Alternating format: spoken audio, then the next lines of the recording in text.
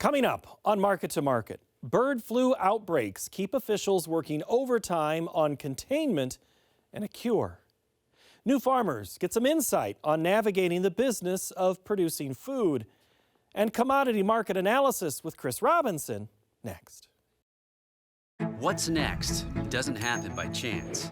It happens when researchers and farmers work together to solve tomorrow's agronomic challenges. We're committed to creating what's next. Because at Pioneer, our name is our mission. For over 45 years, Steiner Tractor Parts has shared your love of antique tractors, new parts for old tractors. Learn more at steinertractor.com or at 877-559-7887. Tomorrow. For over 100 years, we've worked to help our customers be ready for tomorrow. Trust in tomorrow. Information is available from a Grinnell Mutual agent today. This is the Friday, February 14 edition of Market to Market, the weekly journal of rural America. Hello, I'm Paul Yeager. The snow and cold of winter kept Americans at home and did little to slow inflation. Retail sales fell 0.9% as the coldest January since 1988 kept consumers away from stores and auto dealerships. But sales did improve at general merchandise outlets. The new year often means new pricing structures for businesses, and that was reflected in the Consumer Price Index released this week.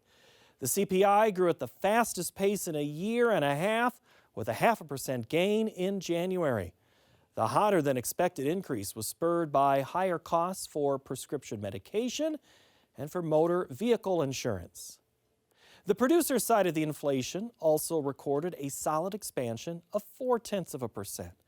The Labor Department reported the rise in goods and services. Then there's the grocery store aisle price hikes. The price check in the egg cooler has garnered headlines. Leaders in states where bird flu has forced the culling of millions of egg layers. The rebuild is slow, just like the reduction of outbreaks. David Miller reports. The ripple effect from the ongoing outbreak of highly pathogenic avian influenza continues to put pressure on poultry and dairy producers. Ohio has been suffering the most in recent months, as nearly 25% of its poultry population has been lost to HPAI. In Iowa, the nation's #1 egg-producing state, farmers have been working hard to control the spread of the virus. Just the experience over the last couple of years has shown us that this is a threat nearly year-round. And that's where producers are having to think about biosecurity strategies around that, that accommodate for that. And we, from a response standpoint, are having to accept the fact that we're essentially in a response mode almost entire year. The price of eggs has been the most noticeable impact to consumers, as the higher percentage of bird deaths has been among laying hens. Broilers raised for meat have experienced less impact to date. USDA data shows the average wholesale price for eggs went up to $7.34 per dozen last month. While some places have seen retail prices reach $10 per dozen in recent days, the Bureau of Labor Statistics put the nationwide average at $4.95 per dozen. Last year at this time, the average retail price was $2.99 per dozen. According to the Centers for Disease Control, proper preparation of eggs and other poultry products makes them safe to eat. Bird flu has been detected in poultry, dairy cattle, and wild birds in all 50 states. So far, 38 million laying hens and pullets have been euthanized to control the spread of the disease.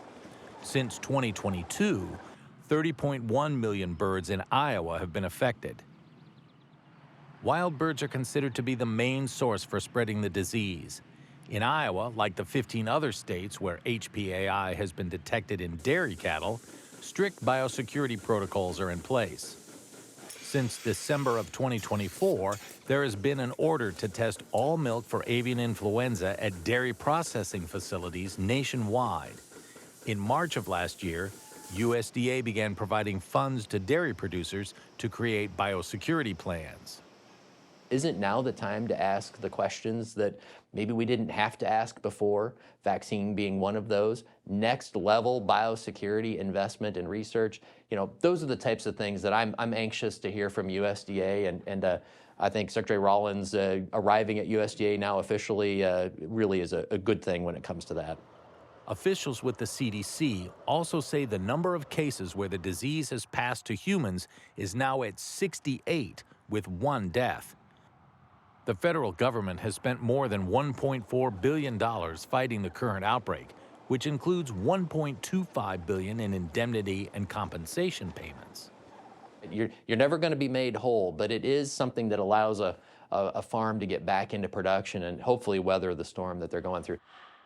An experimental vaccine designed to fight H5N1 circulating in U.S. cattle was successful in protecting mice, according to a new study published in Nature Communications. It's not a silver bullet, and there are trade implications that we have to think about. But for us, where we've got such a strong egg-laying industry, vaccine really has to be, I think, part of the equation. For Market to Market, I'm David Miller. Brooke Rollins was confirmed Thursday as Secretary of Agriculture. The Texas-born lawyer moves into USDA at a time when there's more than 3 million producers working to feed and fuel the world. Some are looking to retire, while others are eyeing agriculture as a career, facing the usual hurdles of land availability, access to equipment, and the capital-intense nature of the industry. Peter Tubbs looks at an academy aimed at easing that transition. His story is our cover story. 100 Red Star and ISA brown layer hens search for food in the grass on the Kyle Rustic Farm in Roane County, Tennessee. The former tobacco and hay farm has been branching into new lines of business after classwork at the New Farmer Academy, a resource provided by Tennessee State Extension. I dabbled in farming. I dabbled in agriculture. And when we set out to do this more on a full-time basis, it's like, if we're going to do it, we're going to do it right. So I found this great program called the Beginning Farmer Academy, and I joined up. And my eyes were open big after that. The first major hurdle for many beginning farmers is determining if their farm plan can be profitable. The New Farmer Academy, created and operated by Tennessee State University, helps budding farmers understand the ins and outs of a business plan by estimating input costs and potential revenues. It's an 8-month series. It goes March through October, and it's a really neat program because it's kind of like Ag 101 for grown-ups with lots of great field trips. We start every series off with farm planning and goal setting so that we can kind of get a feel not only for the clients that are coming in and what their goals are for the class, but also to kind of help them get rooted in what they want to do long-term so that they can kind of decide what they want to be learning from the program. Many of the students enrolled in the New Farmer Academy are looking to farm from 5 to 50 acres of land. The Academy has found producing non-commodity crops and animals can be a viable way to get started. Traditional farming is plow, till, monocrop. So we don't do that. We do regenerative agriculture. We do minimal soil disturbance. Our soil disturbance is our chickens and our pigs. Pigs plow, chickens till. That's their job. We grow multi-species. We want as many grasses, as many legumes, because we want as many plants. The Kyles move their chicken coop every few days as grazing conditions allow. The grasses on their pastures are not managed, but are the plants that have emerged from the soil as the poultry scratch the ground. Each growing season reveals an increase in the variety of plants in the pasture. A large part of the coursework at the Academy is discovering ways for new farmers to capitalize on productive niche markets.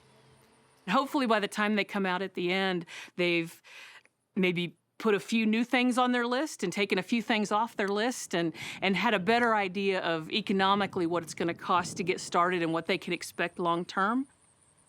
The New Farmer Academy enrolled its first class in 2014, and a USDA grant helped to expand the academy to 3 other parts of the state. Inaugural class, we had 9 participants. And from there, it's been taking off every year. This year, we're going to graduate 122 new and beginning farmers across the state of Tennessee. Another building block for beginning farmers is simply learning the services that are available. For myself, I'm a third-generation farmer. Well, I know about county extension, I know about the USDA agencies, things of that nature.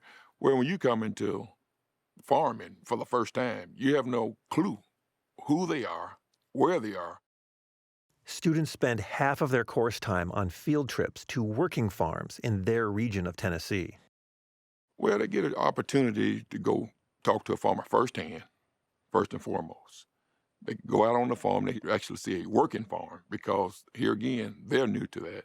And then you get the hands-on, because here's the beauty about New Farm Academy. You have that classroom instruction. A lot of times it's morning time, depending on the time of the year. And then the afternoon, either on field trips or you're doing a lot of hands-on. Like, say, for example, we're talking about soil testing. We'll come in and do a program on soil testing. Then we go out into the field and actually take soil samples and show a lot of the participants how to actually take a soil sample. Tennessee agriculture is varied. While the west end of the state can support row crop farming, the central and eastern sections are better for grazing and specialty crops. 80% of working farms in Tennessee are less than 180 acres. Along with eggs, the Kyles raise Thanksgiving turkeys, heritage beans, honey, and elderberries. Early sales began at farmers markets, but growth required the building of an on-farm store, which now sells products from the Kyle farm as well as neighboring operations in the valley.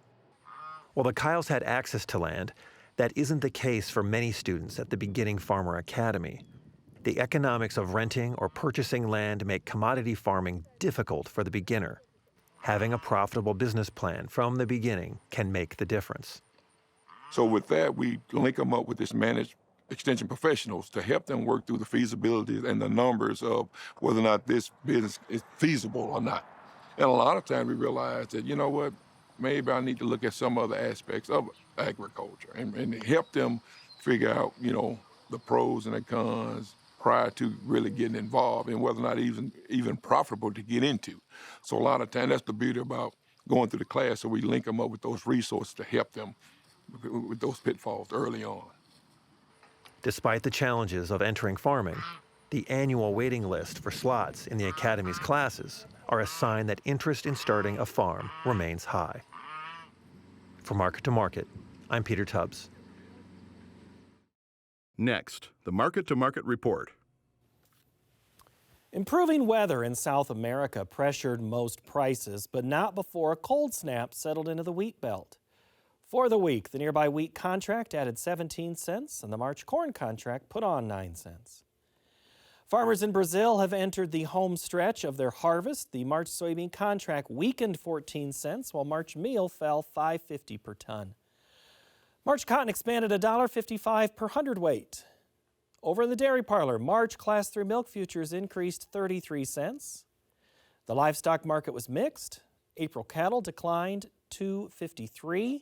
March feeders added $1.45, and the April lean hog contract put on 45 cents.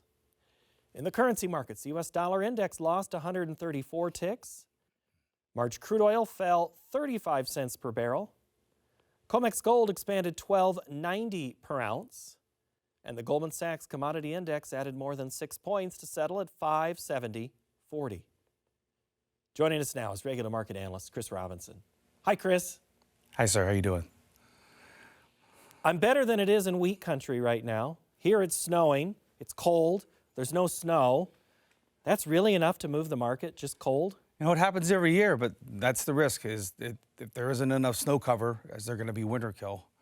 And I guess, you know, beggars can't be choosy. It's a good thing we had a nice recovery rally.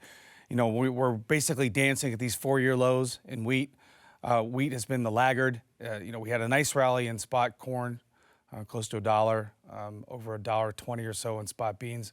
And the wheat just couldn't get any traction. Every time we rallied 30, 40 cents, it would break. So we had a good recovery. It was a good way to end the week. It's the middle of the month. We'll see. The other thing wheat bulls have going for them is the managed funds. They're short. It's the only thing they're really short. And, you if they have to buy that back, they're covering those losses will help. Hopefully, it gives producers an opportunity to catch up on sales. We're 60 cents off the low. We need another $1.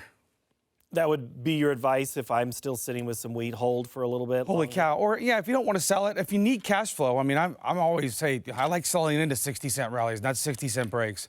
And if you don't want to make the sale, this is when you use the put option, because it's like you're climbing up the mountain. You put your cramp on the wall, so you hold it. So if it falls, okay, so we rallied 60 cents, try and protect 40 of that 60. In corn, this is the market that continues to defy a lot of things. It proved it again this week. Why? Well, I think that the one thing we've seen that we haven't had in a long time, we're starting to see some export things. Actually, the exports for corn have been really very healthy, and then a lot of people hadn't expected that. So that's been a great support to the market. You also have had, for the past 6 months, people always say they don't like the managed funds, but they're part of the reason we had this rally. They started buying it quite a while ago. They've worked up to over 300,000 contracts.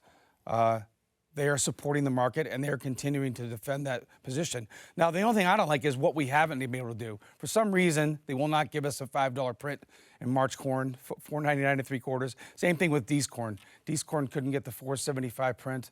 But if you look at where we were, 404 to $4.98, $4.99, that is a gift. It's been the one thing I think, and a lot of farmers out there that are watching, you've got corn in the bin. You do the math. I think a $1 rally is worth defending or rewarding. I'm not saying it can't go higher. I hope it does.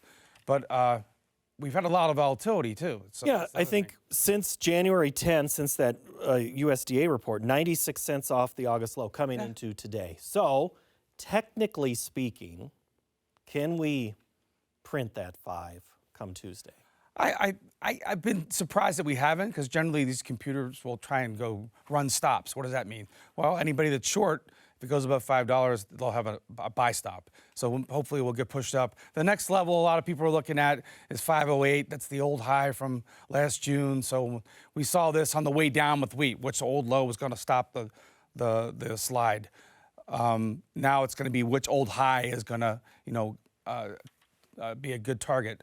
I will say this, when we had the tariff announcement, we opened up last Sunday night, everything gapped open lower. To come back as well, that's really impressive.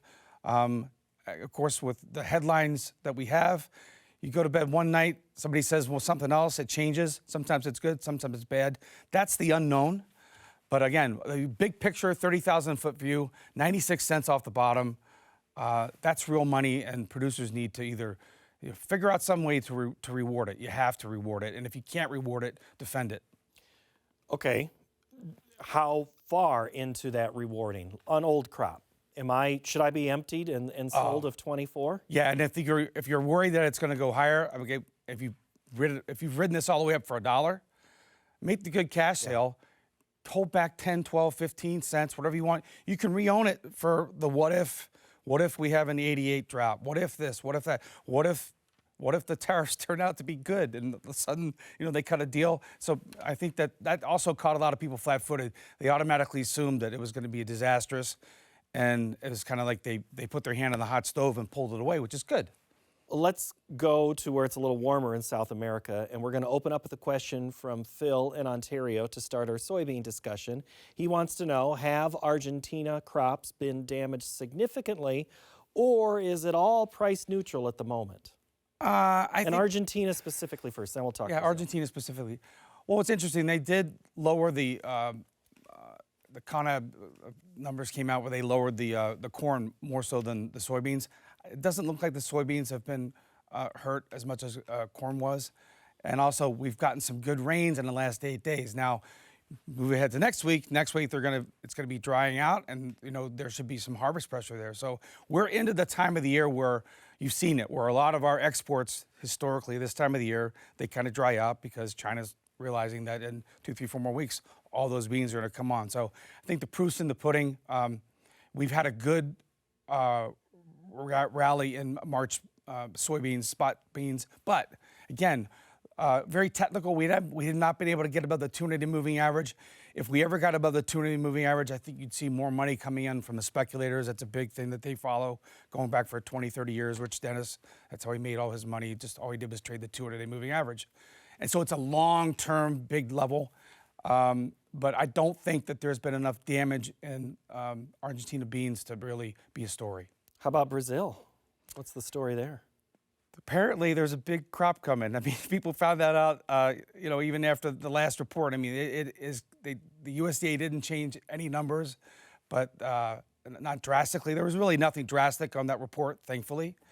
But yeah, we're going to get a record crop in Brazil. Everybody's known it now for a while. We never really got stress on the crop down there. We did have some drought scares earlier, but it's a big crop coming. China knows it. We know it. And now we're going to have to sit back and see, what happens and if we can get some of that export business back. If I have quickly acres up for debate between corn, beans, cotton, is soybeans winning in that discussion? I don't think so. I think, some of the numbers that we've seen lately, the break even for new crop beans is 1040. We're right there. The break even for corn is around 430. These are rough numbers too. I know everybody has different, but 430. We're at 470 with new crops. So it's just a math problem. And the question is how many acres of corn are we going to plant? Are we going to get over 95 million acres? And you discussed cotton. Cotton is just getting completely beaten up at its 4-year lows, in danger. Spot cotton looked like it might go below 63, go back to 60. And even new crop has been in a big downtrend really for the past year. It's fighting it out here, trying to hold on to 65, 70 area. I think if you saw new crops cotton drop lower, why would somebody plant cotton? They're going to plant beans, but I think before they plant cotton. So that's going to be something to watch. Let's go to happier times in the live cattle market. We've lost 9% since the top of that. 1 more percent, we've got ourselves a correction. Is that what's happening? Yeah, I mean, it's like, for a while, it was like Icarus. How high could we go, right? If you look at feeder cattle, I think, if my memory serves me correctly, if you take the September low to the high, it was $53. I mean, and a lot of people, this has been the market that work best in, because if you were short futures, wherever you were short from, you left all that dough on the table. If you had a put on, your put lost value, but if you had 3 cents into a put and the market rallied, and we've seen this, we've been going up 10 cents a week. I mean, some really impressive moves. And nothing lasts forever. We did have that kind of a 25% correction area, which we've sat at for 4 or 5 days. We'll see if it can, catch a bid next week. But there are some nervous people out there, especially if you're buying cows for next year. You have to go out and buy cows when they're this expensive. You better make sure you know where your defense is, because like everything else, when it corrects, it usually corrects very sharply. The same old story, right? We go up the escalator. When we correct, we go down the elevator shaft. So we know what's coming, but that's what puts are for. You mentioned the hanging at 4-day levels. Feeders have hung at the same levels for about 7 days, almost twice the length. Yeah. Is that party over? Well, we'll see next week. It's fundamentally nothing's changed. The stock market continues to hang in there. We haven't had a real hiccup more than 5 or 6 cents. Why does that matter? Historically, if the stock market has a big move lower, usually they'll sell live cattle and feeder cattle. It's just a kind of a knee-jerk reaction. Live cattle have had a bigger correction, and I think that we can talk all you want about box beef and the cutout and the cash market and the packers, but I think everybody is, this market looks like it's a little bit overdone. We've had a healthy correction. What's healthy? We've lost 38% of the rally. We'll see if we can, catch it again. But I think anybody out there, even if you've done nothing, these are such good prices that if you make your first hedge next week, you're in a lot better shape than you were back in September. Hog market's also a little bit on a run, maybe a little bit of a bull run. That's trending higher, though. Yeah. Well, I think a lot of people, I mentioned it in my letter about the beginning of the month, historically, the spread between the price of cattle and the price of hogs had gotten ridiculously wide, and since now has snapped back. I would say this: if I'm a hog producer, and I look out at those deferred months, we've gone vertical, we've gone up $20 in the past 3-4 months. We're at contract highs. The market's telling you it wants to go higher. And those deferred months, it's really something to watch. But if I'm a producer and I'm looking out there, you've got that's a gift. And again, it's always nice when prices go up. If you're a producer, you're always long. What you want to do is play good defense. So take advantage of that. Start looking at doing some hedges. And you never know. We're one headline away from a correction. The Sporto has to say defense wins championships. Defense Also wins champion. marketing. All right, Chris Robinson, thank you. Good to Thanks. see you. All right, appreciate it. We're going to pause this analysis, continue our discussion about these markets in our Market Plus segment. You can find both analysis and plus on our website of markettomarket.org. We like to keep our inbox open and reliable for you on a cold winter's morning, noon, and night. Send us a note anytime by emailing us, markettomarket@iowapbs.org. Next week, clothing manufacturers who survived when others unraveled. Thank you so much for watching. Have a great